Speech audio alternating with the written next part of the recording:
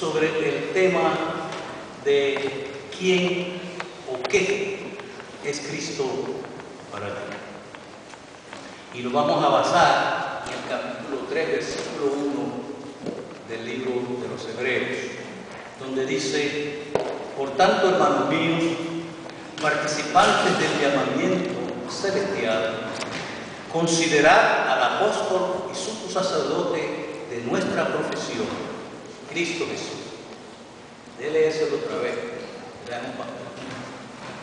Versículo bien cortito, pero lleno de jugo espiritual. Dice: por tanto, hermanos míos, participantes del llamamiento celestial, considerad al apóstol y sumo sacerdote de nuestra profesión, Cristo Jesús. Señor, bendiga su palabra. Mántenos un momentito de eso. Padre, estamos ante tu presencia pidiendo que tú tengas misericordia de nuestras almas, que nos mires y nos hables, porque en tu nombre te lo pedimos todo. Amén.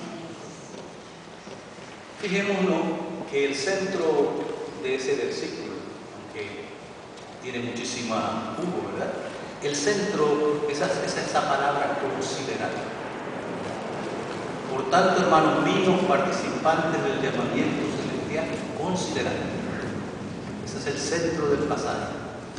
Y después dice: al sumo, al apóstol y sumo sacerdote de nuestra profesión, Cristo Jesús. Ese vocablo considerar, en el original griego, es katanoun, que quiere decir, kata quiere decir ir, noem quiere decir observar claramente, mirar. Considerar quiere decir pensar, meditar, reflexionar, descubrir, percibir, comprender, conocer. Todo lo que dice el vocablo en el griego y en el español, ¿verdad? Deje decirlo, dice considerar. ¿Y qué quiere decir eso? Quiere decir observar claramente. Nosotros debemos observar claramente a nuestro sumo pontífice. Mirarlo con los ojos de nuestra fe. Pensar en él, meditar en él, reflexionar en él, descubrir todas las grandezas que hay en él y comprender y conocer. Entonces la pregunta que nosotros nos vamos a hacer en esta mañana es: ¿qué debes tú? ¿Qué debo yo? ¿Qué debemos nosotros, como pueblo de Dios, considerar en Cristo Jesús? Esto quiere decir que nosotros debemos mirar en el Señor, que debemos nosotros observar en el Señor, que nosotros debemos pensar en el Señor, meditar en el Señor, reflexionar en el Señor, comprender en el Señor y conocer del Señor. Eso es lo que nos dice el pasaje, que nosotros debemos considerar, mirar de esa forma analítica a nuestro Señor Jesús. Y lo que en esta mañana quisiéramos considerar, comprender, mirar, reflexionar, es el hecho de que nuestro Señor Jesucristo es nuestro sumo pontífice, apóstol y sumo pontífice de nuestra profesión. Quisiéramos esta mañana presentar tres cosas que Jesucristo es para nosotros, que Jesucristo es para ti y que Jesucristo es para ti. Lo primero que quisiéramos pensar, que está en este pasaje de Hebreos que leímos anteriormente, es que nuestro Señor Jesucristo es nuestro profeta. Por lo cual, si Jesucristo es nuestro profeta, nosotros le debemos oír. En Hebreos, del capítulo 1, versículo 1 y 2, dice de la siguiente forma: Dios, habiendo hablado muchas veces y de muchas maneras a los padres por los profetas, en estos postreros días nos ha hablado por el Hijo, a quien constituyó heredero de todo y por quien asimismo hizo el universo.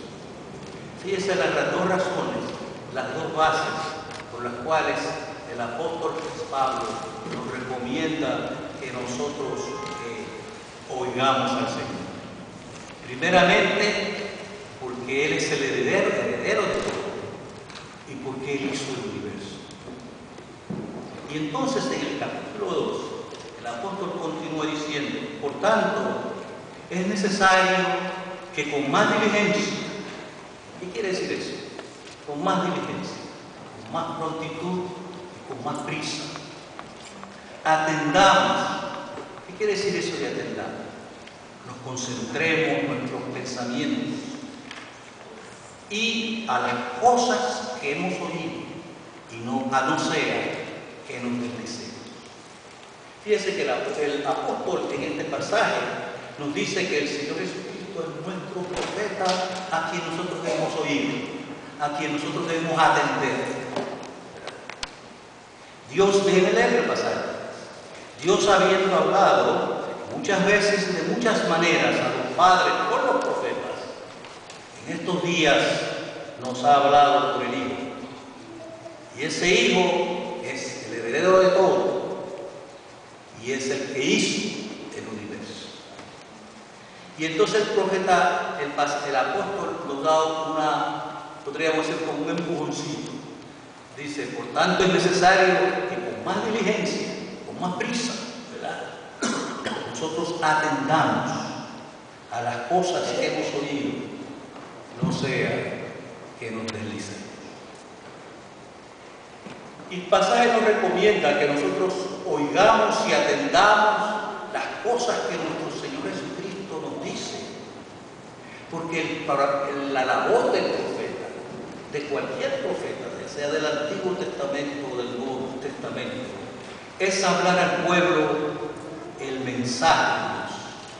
O sea, el apóstol nos requiere, nos apremia, nos empuja a que nosotros atendamos lo que nuestro Señor Jesucristo nos dice, porque ese Jesucristo lo hizo todo, conoce todas las cosas, y esa es la voz de Dios en estos días. Dios en estos días, en otros tiempos, hablaba por los profetas antiguos.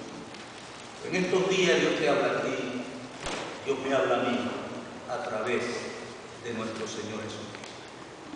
Entonces la pregunta que nos podemos hacer nosotros, bueno, ¿y cómo es que Dios nos habla? ¿Cómo es que Jesucristo nos habla?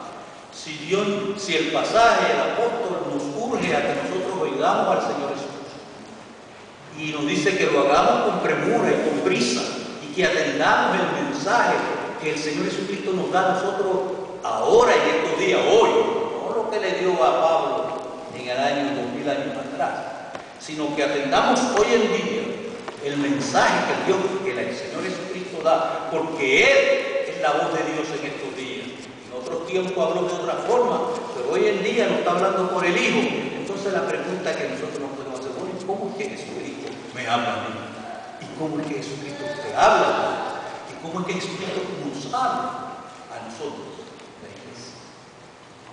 La primera forma que yo quisiera presentar de cómo Jesucristo nos habla es a través de su palabra. Esta palabra, este libro costó muchas vidas, este libro costó mucha sangre, este libro costó muchos sacrificios. Porque el trabajo de Satanás es destruir la palabra de Dios, y siempre ha sido destruir la palabra de Dios, porque la palabra de Dios es el mensaje que Dios tiene para ti, Dios tiene para ti. Pero ese mensaje que en otro tiempo fue dado por los profetas, hoy en día está siendo dado por Jesucristo, que es el verbo de Dios.